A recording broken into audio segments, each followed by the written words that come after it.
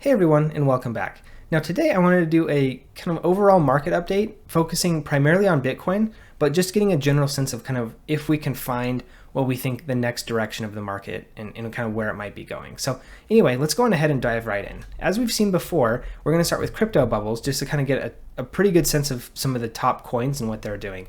As we can see, it looks overall like there's more green than red, but there is definitely a decent chunk of red here. So overall, kind of a pretty mixed market.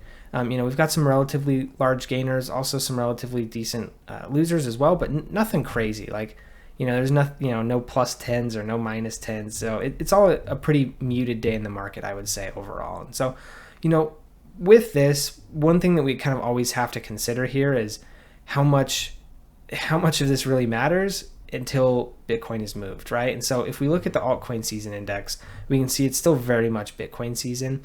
We're sitting at a 20, and anything below 25 essentially indicates that it's Bitcoin season, and then anything above 75 indicates that it's altcoin season. So, currently it's still very much Bitcoin season, which means, kind of all roads lead to Bitcoin, at least in this point. And so, looking at the Bitcoin chart, we can see something that is a little confusing, I would say, because if we look particularly over the past couple of days, obviously we had that breakout, and then it came right back down and broke below kind of the wedge that was forming here. But if you look at the past couple of days, we can see a bunch of wicks, both to the upside and downside. So to me, this is interesting for two reasons. One, I think these wicks are primarily just to kind of wreck leverage as it enters into the market. But ultimately, I think this provides a larger sense of like, the market doesn't really know what's going on and where it's going or what it's doing. And so it's seen a lot of decent-ish moves to both the upside and the downside, but nothing really ever sustained. They're really just kind of short pumps or dumps down, and then they come kind of right back to this middle area, which, as we can see, volatility-wise, not a whole lot going on here. It's pretty stable. So, with this, it's like, well, where do we go, right? Like if we're looking from like a technical perspective, we could see, maybe there's a support here.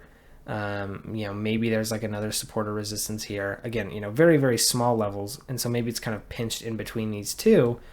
But also like from the larger structure, we can see we're kind of right in the middle of this downward channel. There's no there's no wedges or, ascending channels, descending channels within this like larger macro channel forming. Like it's just kind of undecided overall. And so, this is kind of the point, I think, where we start to see maximum capitulation, because I feel like in the crypto space, obviously everybody wants to be making money. But the only thing worse than losing money is doing nothing. I feel like seems to be the kind of the general consensus here. And so this is kind of where I think a lot of people start to get frustrated, even looking over past, even after this last dip, like kind of the beginning of August. Yes, we've trended up a little bit, but a lot of this has just been kind of choppiness moving around.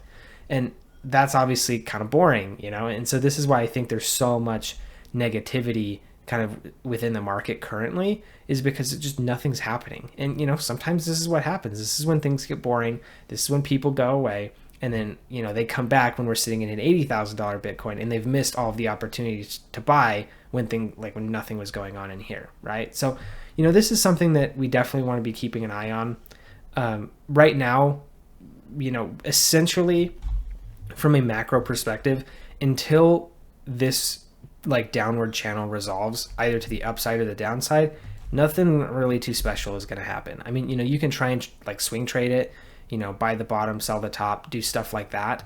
I have done a little bit of trading myself with some of these wicks down to the bottom side, just because I do see a decent bit of support. But again, like I've said before, this is not necessarily an optimal time to be trading because of kind of the indecision within the market, right?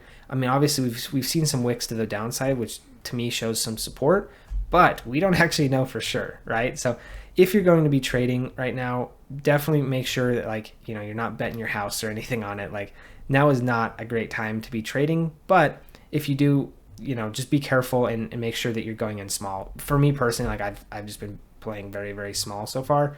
So I'm not even if things were to collapse tomorrow, it's not gonna really hurt my feelings at all. So anyway, moving on to the liquidation map, we've been over this a lot before, and I love the liquidation map because I feel like, at least in the past, several weeks, this has been a very, very reliable indicator of where things are moving. And so what we can see right now on the 1-day chart, things are actually pretty even in terms of both how much can be liquidated on both sides and kind of where, right? I mean, longs probably can get liquidated a little bit earlier with like a smaller move to the downside than shorts can. But I mean, kind of in the scale of magnitude, it's pretty similar. Now, if we look to the 7-day, what we can see is it's very massively overweighted on shorts. So the point of maximum pain would be to go up kind of into like the 65 region, which if we look back in the chart, this would still not put us above the channel, right? So there is a possibility that we could do kind of a quick pump up to like 65, 66, and then come right back down and continue range trading for some other period of time. But the other thing that I do think is important is if we look at 30-day, I mean, we're still sitting pretty even, both, kind of in where the liquidations are as far as how much total can be liquidated. So what I'm seeing right now is there's, kind of mimicking what we're seeing in the chart, is there's a lot of indecision here, and we just kind of have to wait for the indecision to resolve, right? Like, this is not a time where we have kind of a pretty clear read on what's gonna happen. Obviously the 7-day looks like potentially short term we could see a move to the upside, but I mean, with the 1 and the 30-day, I mean, things are pretty undecided. So I'm not hanging my hat too much, at least on this one piece of data. The other thing I want to show as well that kind of, in my opinion, further confirms this kind of indecision within the market is if we look at RSIs.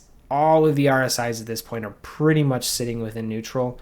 We've got just a few sitting up in strong, and then we've got more sitting in weak, but overall, the average is definitely well within the neutral territory. So, there's a lot going on here that, again, people are just kind of waiting and seeing and trying to figure out what the next movement is going to be. So after this, if we look, the visual screener is another one that I really like as well, because it does kind of give a good sentiment on what's happening within the market for a lot of these coins. And again, as we can see, super undecided. I mean, we've got a decent chunk of people entering shorts. We've got a decent chunk of people closing longs on others. We've got a decent chunk of people closing shorts on others. And then we have a decent chunk of people entering longs on others. So there's definitely still a ton of indecision. Shorter time frames, I think we've got, okay, yeah, it looks more, bearish short term. Even shorter term, it looks maybe a little bit more bullish. So, but this is why I like looking at kind of the largest time frames, because it gives you a little bit of a better view what's going on in a macro market. But overall, I mean, things are very, very indecisive overall. And so I think the main takeaway here is obviously, don't be doing anything too crazy. Obviously money can be made, and in my opinion, sometimes money is even a little easier to make when we're trading in range bound areas, because where things probably are going to be going. And so, where the high is, where the low is, and it's easier to buy and sell accordingly. When you're in price discovery or free fall, it's tough because you don't really know, when things are going to stop. And so trading in range bound, can be good, but it's also very risky because there's no clear direction on the market. It could go up just as easily as it could go down. And so, from that perspective, you just need to be very careful. So hopefully the information you found in this video was useful. And if it was, please do give me a like and subscribe. It really does help me out. Like I said, this channel is, a very new channel. And so I am trying to hit 1,000 subscribers by the end of October. That's kind of my main goal right now. So, if you feel like I did a good job and you want to subscribe, please do it. It does help me out.